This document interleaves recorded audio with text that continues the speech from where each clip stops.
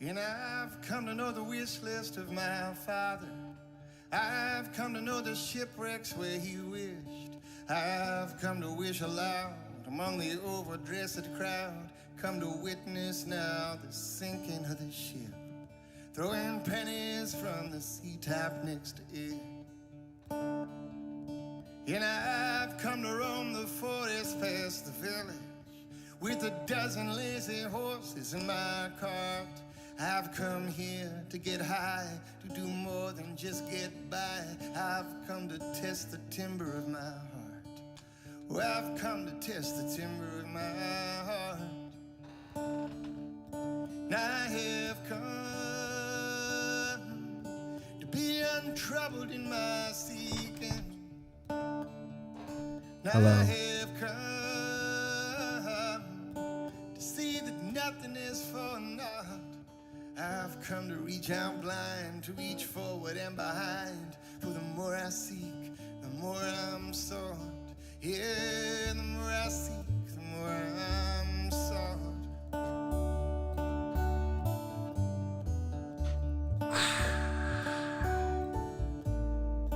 Good morning. That's some good mocha cold brew behind this. Oh, it looks so sweaty. Looks straight greasy. Shrug. Morning. This is the cold brew I'm drinking is mocha. It's the last of the mocha cold brew. Bill brought us in all these cold brews. Behind the scenes, Bill. I kind of like that one better than the apple pie, which is surprising. Good morning, everyone. How you doing? Happy Tuesday. Worst day of the week, according to Jake. I used to like Tuesdays, and his Tuesday theory has been starting to kick in. Although good start to my morning. Woke up. Classic woke up super early. I was like, I'm going to be early to work. And then I couldn't even like have a full morning because I sat down at the kitchen table and, well, I did work. I was sent a proposal. Anyway. Morning to Steve, to Norm, to Detroit Dabber. Josh, don't forget the intro, Osborne. Josh, it's insane how much that actually works. I used to forget the intro all the time. Still do. If it wasn't for Josh, who changed his name to Josh, don't forget the intro, Osborne. Welcome to the morning show. It's bite-sized bits of everything that I like. We got music. This is Joe Pug. I like Joe Pug a lot. He's got a podcast, too, where he interviews songwriters. And I am a fiend for the creative process, so I used to listen to that a lot. Don't have time anymore. I wonder if he's still doing it, but I enjoyed it a lot. I like Joe Pug.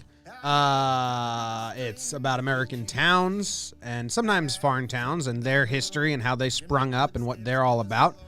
Baseball. I like baseball a lot, so we choose a random player and we discuss them. I don't know how that caught me up. And then I do a little books, a little reading, poems at the end. I think we're charting into a lot of poetry, just to be fair with everyone, because they're quicker, they're easier, and I feel like you can actually dive into a conversation rather than me just say like, here's a book I read and I liked it. I don't know. I'll try to mix them in as much as I can, but I still want to build that bookshelf over here. Need Katie to come in and help map that out so I can take all the poetry books we read, and then maybe you guys can give me more recommendations. I could buy some new styles and stuff. I do have a bunch of recommendations. I could just put the bookshelf right here. You know, like 10 books. That'd be cool. And then we could just grab one at random and talk about it. That's a goal. All right.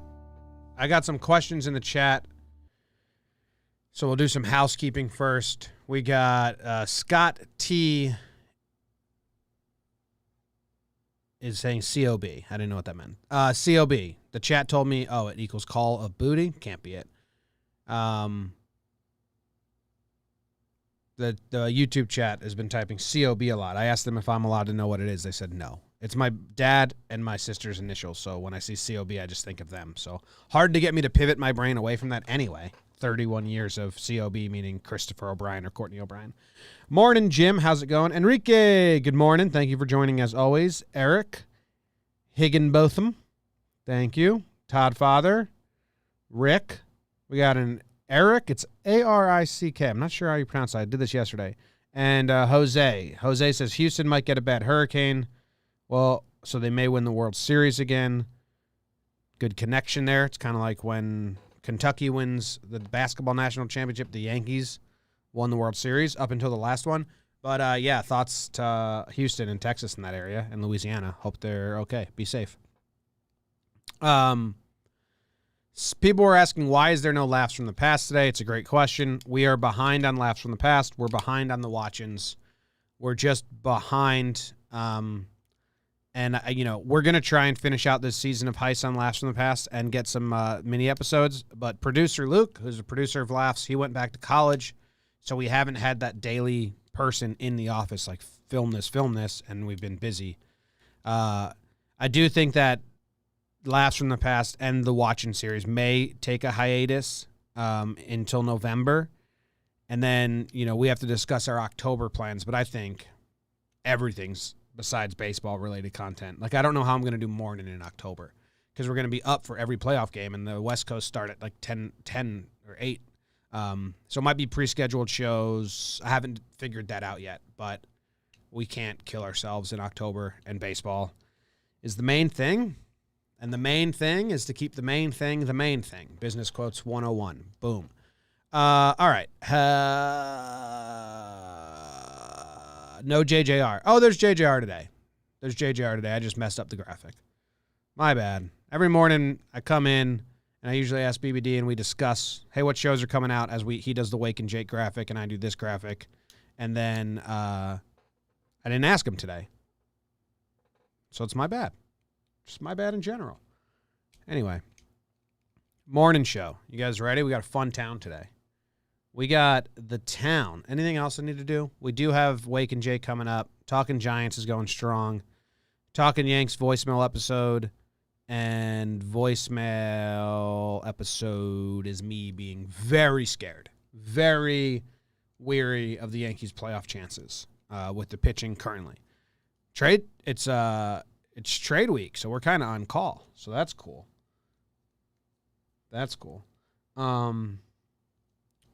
Another idea I had, I was thinking over in my brain. Nah, that's not worth sharing yet. Can we get an episode of the guy from the Indians broadcast about the guy who's struck by lightning? Oh, yeah. I heard that story.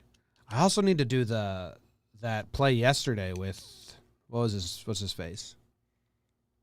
Cole Calhoun putting his head in the ball. That's an instant. Like, I need to get, whenever Robbie comes in, Robbie preps the breakdowns. He gets the footage for me. That's a must need. That was pretty fun. All right.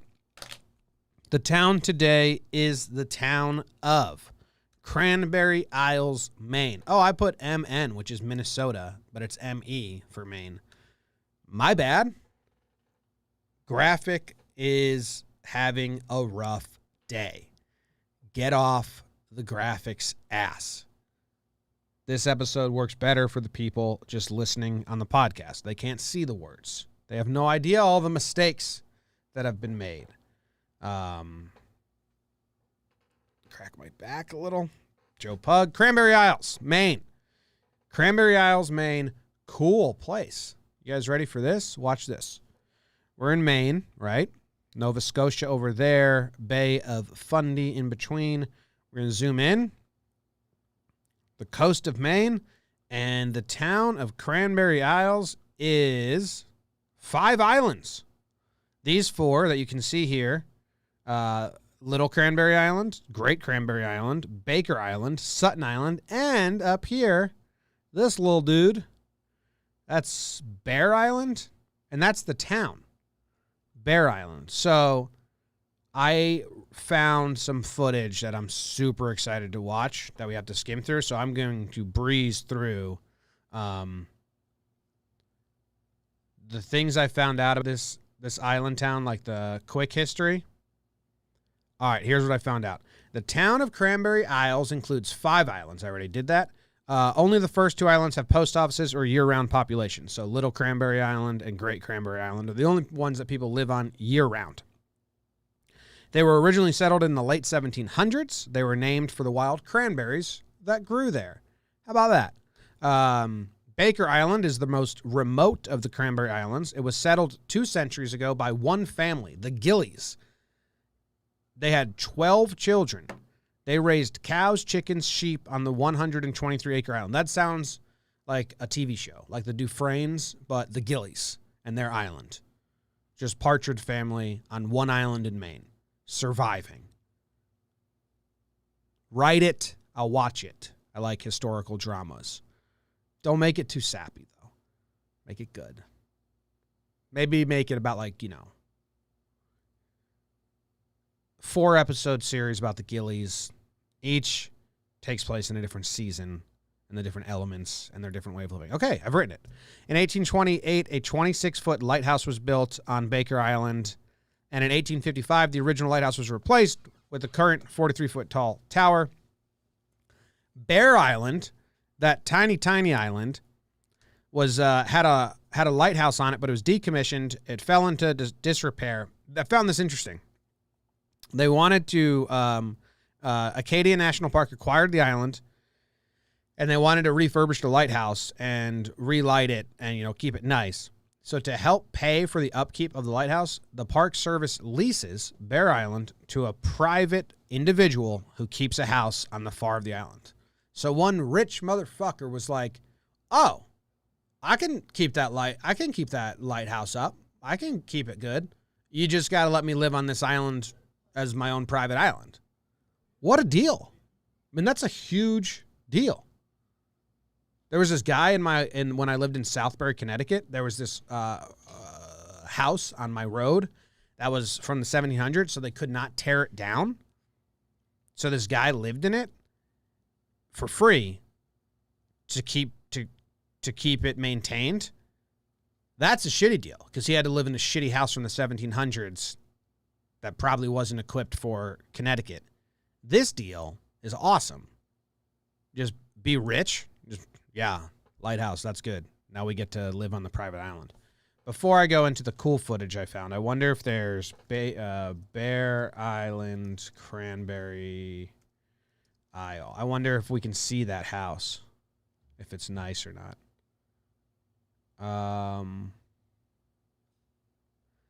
Yeah, it looks like that big. Oh, I thought it was going to be bigger. But that's cool. He gets his own island. Unless they built a separate house somewhere. It's just the island. Oh, okay. Is that the same house?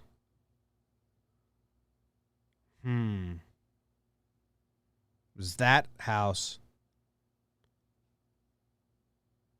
this house? It seems... Wait, hold on. Yes. Okay. So that little lighthouse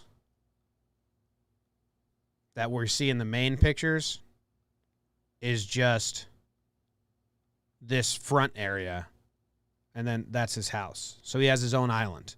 All he has to do is keep it nice. You promise to keep your house nice? Okay, you can live here. Cool. Probably pays a lot of money, but he's rich.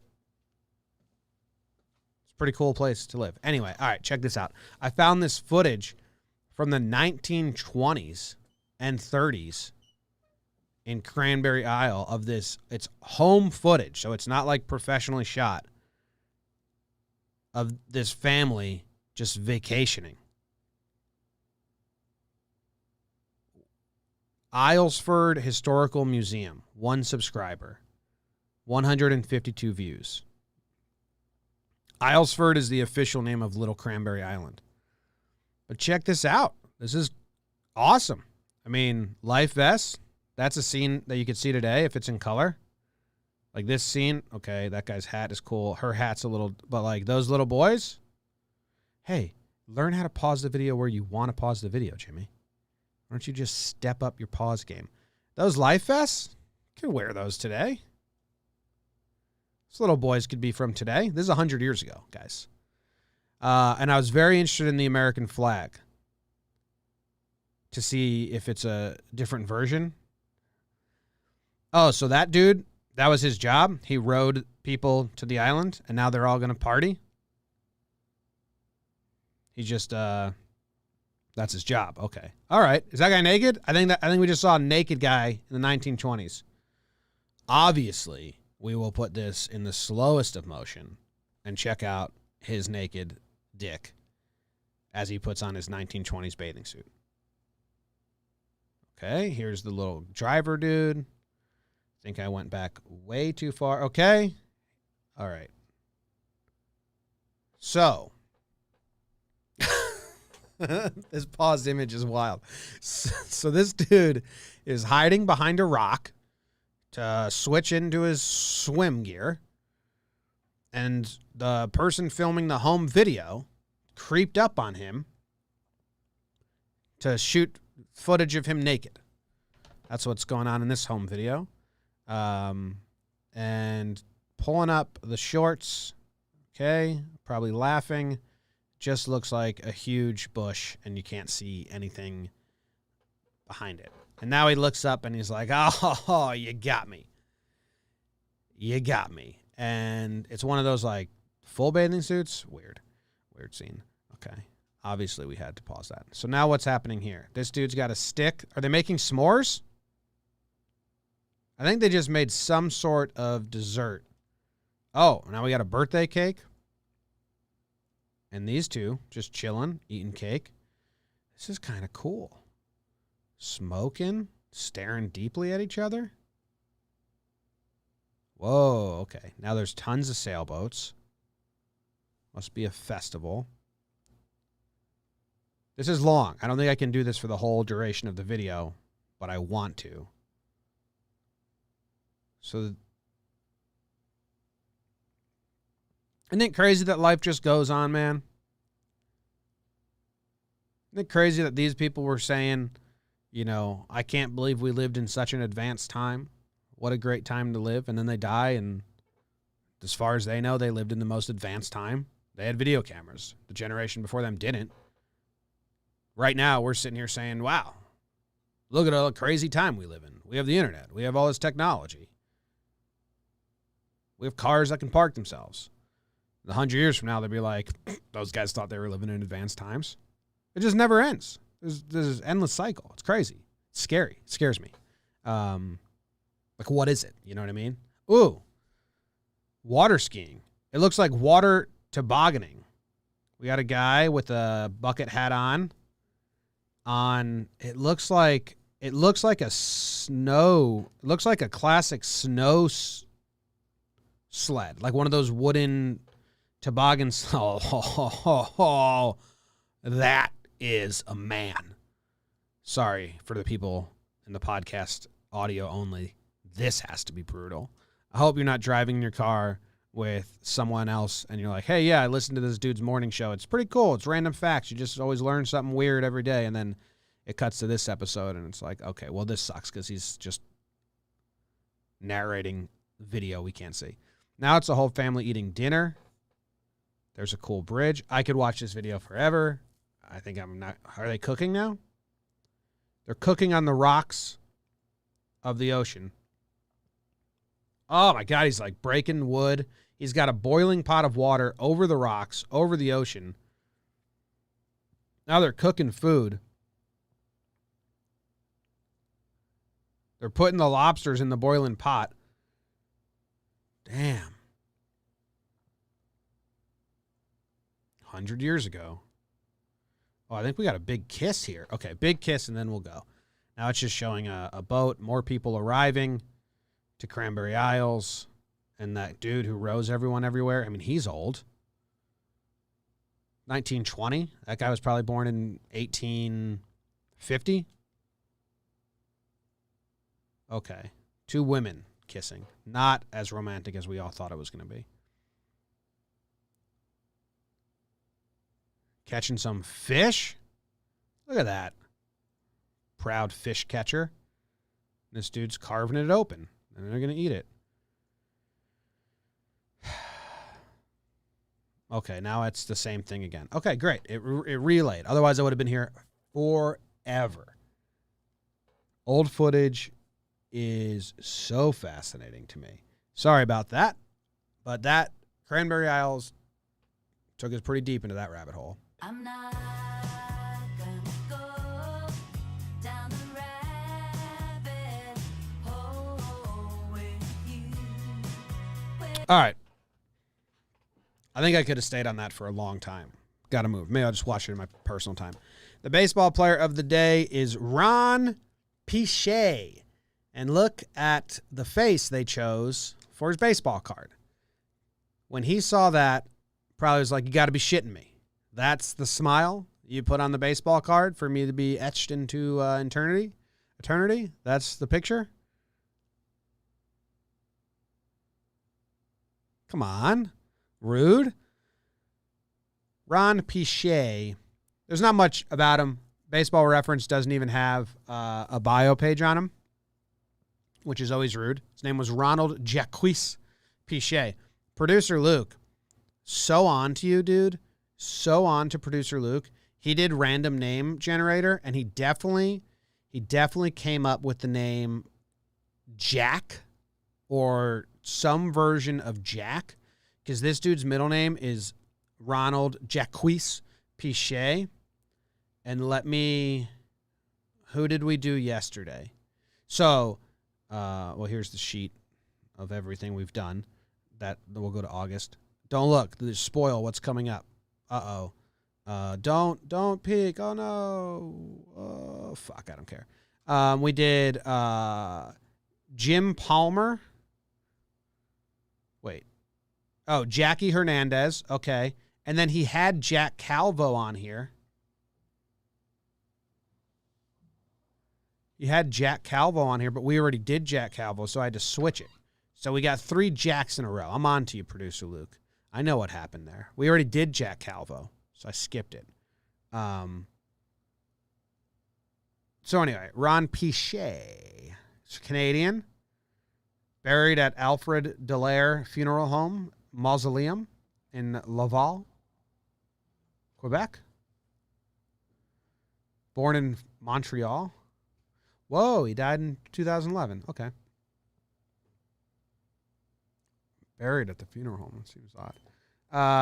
He had a minor league career or a professional career that lasted 17 years, but he was only in the majors for 6, scattered about. He only had 1 year where he was start to finish a major leaguer.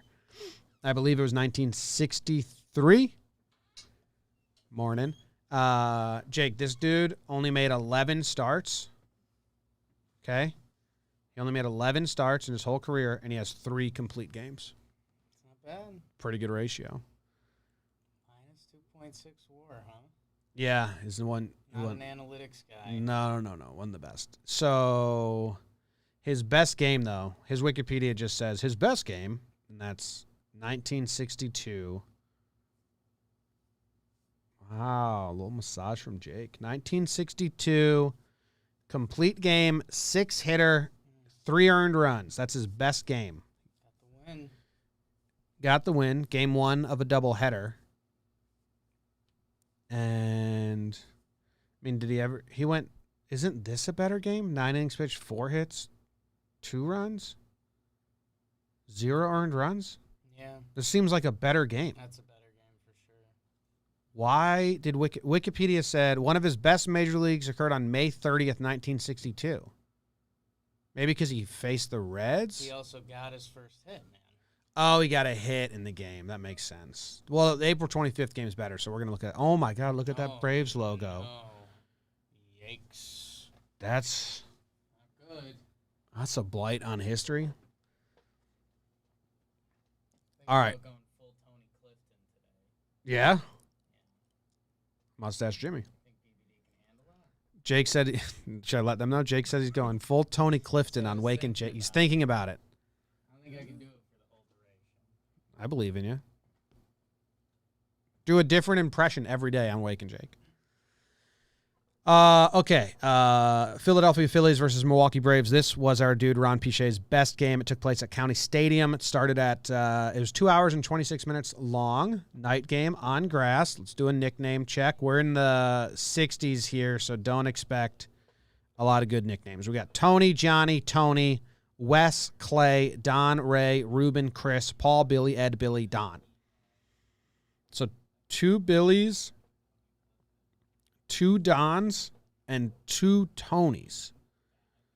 I wonder what the most amount of doubles ever is on one game for one team. Did we just stumble upon it? 2 Tonys, 2 Dons, and 2 Billies?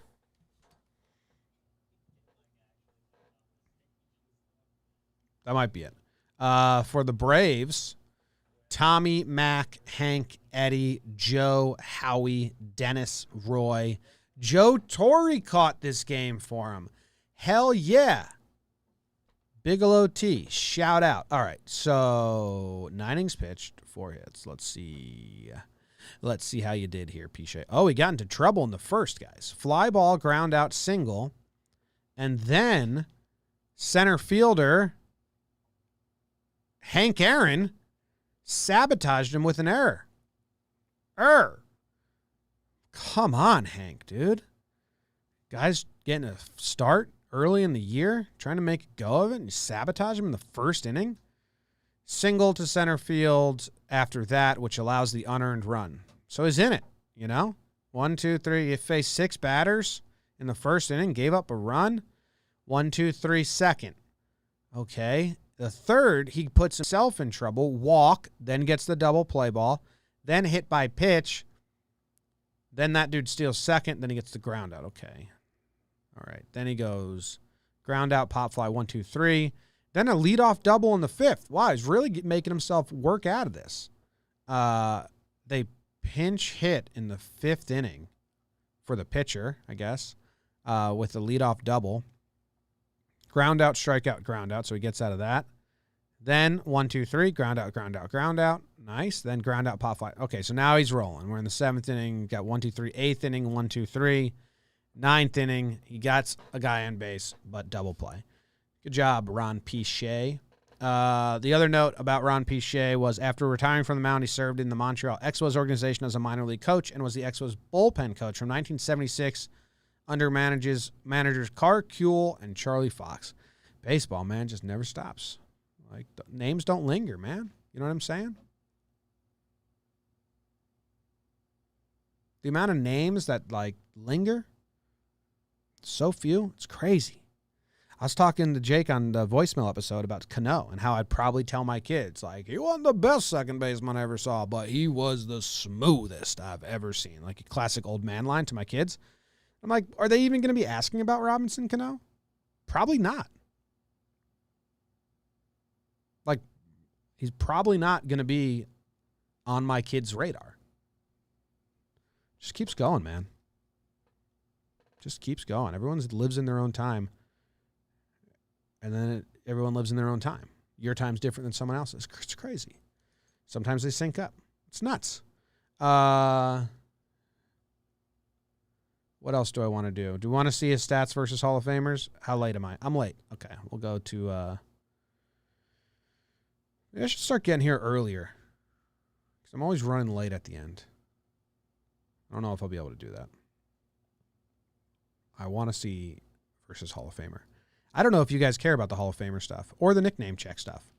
I just kind of do it. I mean, I guess I could have a sounding board. Maybe we'll do like a Twitter vote. Do you like the nickname check? Do you like the versus Hall of Famers check? Because I like it. I guess this kind of show, I always said, is for me, not for you. It's whatever I like. But if you guys are like, don't care, I could skip it.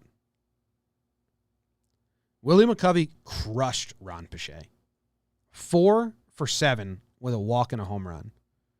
Frank Robinson also crushed him. 4 for 9 with a double and a home run. Damn. Most amount of plate appearances without a hit, Orlando Cepeda. All right. And that's all I have to say about that. Poem of the day. Well, you guys pick a page number. I've read this before. This dude wrote this from jail, the Stone Hotel. He was in jail. Yesterday I said how I used to read like crass, gritty, down and out poetry about guys on living on the fringe or, you know, outcasts. And now I'm doing wholesome old man Midwest poetry with Billy Collins and Ted Kuzer. So I went back, and I think I'm going to leave this in the office. I'm trying to just leave more. If you guys like them, we can do it. The good news is they're really short. Bad news is they kind of tell a story in chronological order, if I remember correctly. I have a ton flagged that I liked. Let's see. 23. Detroit Dabber said 23. Ooh. It's about being in jail. It's kind of long. It's called Piss Test. All right, so this dude wrote this in jail. Remember that. Keys rattle, the door clicks, the lock pops. It's the cops. Shining lights in your eyes at 4 a.m. without warning. They drag you downstairs to a room no bigger than a broom closet. You leave your clothes in a pile, lift your balls, your cock, stick out your tongue, run fingers through your hair. Privacy is a thing of the past, like ice cream and automobiles, dollar bills, and the smiles of females. One cop at each elbow, eyes riveted on your shriveled up dick, shy like a baby turtle's head. You strain and puff to squeeze out enough to fill up the plastic cup so you can get back to bed with the unspoken message loud and clear in your head. We own your ass and everything else in here, convict. Man, morning, doing a piss test in prison sounds bad. That's what I got out of that one. Sounds like a zero fun time. Also, according to this, and just this, there's no ice cream, automobiles, dollar bills, smiles of females in prison. I like all those things, man. That's tough for me. Ice cream, automobiles, dollar bills, and smiles. I like all those things. I like peeing in the comfort. Yeah, prison doesn't seem cool, man. It doesn't seem for me. I'm not into that. Probably do my best to avoid going there. Been a strategy for a while, and I think I'll stick to it. So that was a poem from Stone Hotel, Reagan Butcher. Detroit Dabber chose the page. He made me say all those words. Don't go to prison. Oh, my God. Brutal. No ice cream? I think they have ice cream. I think some prisons might have ice cream. I think some prisons might have ice cream. I don't know. I have no idea. It's not something I can speak on. According to some of the shows I've watched, ice cream may be in some prisons, but I'm not positive. Don't quote me. It still sounds like a bad time. Waked up in the middle of the night to pee into a cup. Doesn't sound fun. Wish I could get my dog to do that. Just pisses wherever he wants right now. All right, I'm out. Go check out Wake and Jake. Goodbye. Thanks for hanging out. I'll see you tomorrow. Bye. Love you guys. I've come to roam the forest past the village with a dozen lazy horses in my cart. I've come here to get high, to do more than just get by. I've come to test the timber of my heart. Well, I've come to test the timber of my heart. I have come to be untried.